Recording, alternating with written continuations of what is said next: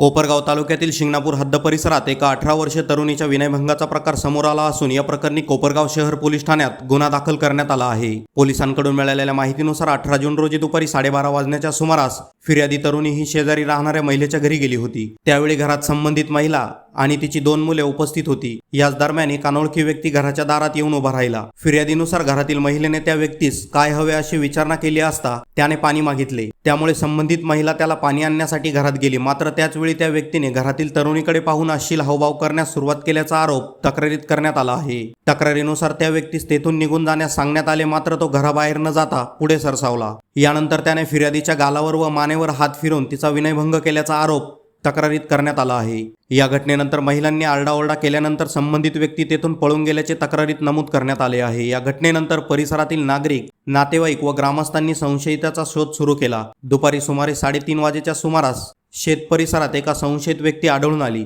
फिर्यादी व तिच्या नातेवाईकांनी त्याची ओळख पटविल्यानंतर त्याला पोलिसांच्या ताब्यात दिल्याचे समोर आले आहे। या प्रकरणी पंकज कुमार अशोक साहनी, वय वर्ष 25, राहणार हरपूर भिंडी, तालुका ताजपूर, जिल्हा समस्तीपुर, बिहार यांच्या विरुद्ध गुन्हा दाखल करण्यात आला आहे।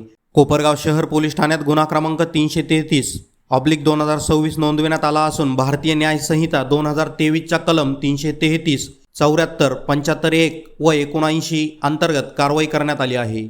या गुन्ह्याचा पुढील तपास पोलीस निरीक्षक उद्धव ढमाळे यांच्या मार्गदर्शनाखाली police head constable Jalinder Tamnar हे करीत आहेत। फिर्यादीने दिलेल्या माहितीनुसार गुन्हा नोंदविण्यात आला असून या प्रकरणाचा पुढील तपास सुरू आहे।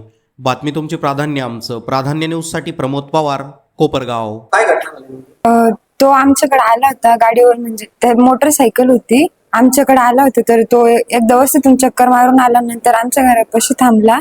मग नंतर तिकडून बघत होता आमच्याकडे। मग आम्ही विचारलं, बाबा काय करतोय, काय काय काम आहे तुझं, आमच्याकडे का बरं बघून हसतोय? तर त्याने इशारे केले, म्हणे पाणी प्यायचंय वगैरे। मग आम्ही त्याला पाणी दिलं। पाणी प्यायच्या याने तो डायरेक्ट घरात आला तर तो मग घरात आला आणि मग माझ्या गालाला हात लावला, धरलं त्याने डायरेक्ट। मग धरलं तर आम्ही ओरडा केला, मग तो पळून गेला। कधी झाली घटना? 12:30।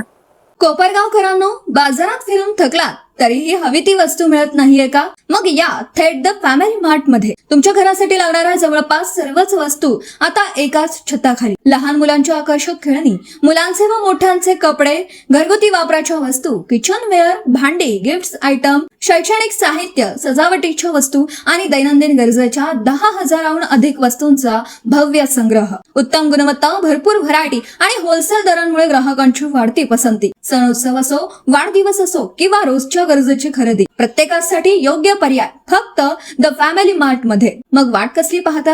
आजच भेट द्या the family mart, Yeola road, Sheetal hotel शेजारी, कोपरगाव। द फॅमिली मार्ट, संपूर्ण कुटुंबाच्या आनंदी खरेदीचे विश्वासू ठिकाण।